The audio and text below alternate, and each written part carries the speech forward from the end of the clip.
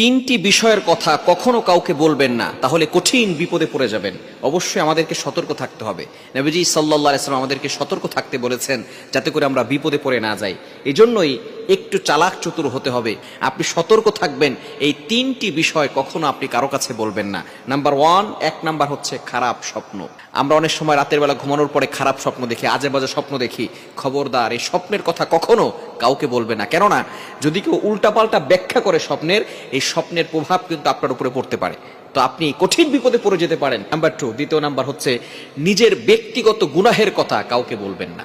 আমরা অনেক সময় গুনাহ করে মানুষের কাছে প্রকাশ করি। আল্লাহ রাসূল সাল্লাল্লাহু আলাইহি ওয়াসাল্লাম বলে দিয়েছেন, সব গুনাহ ক্ষমা হবে উম্মতের, কিন্তু যারা প্রকাশ করবে গুনাহ করে, তাদের গুনাহ ক্ষমা হবে না। কেননা যাদের কাছে প্রকাশ করছে তারাই কিয়ামতের ময়দানে সাক্ষী হয়ে দাঁড়াবে। তিন নাম্বার হচ্ছে উত্তম রিজিক।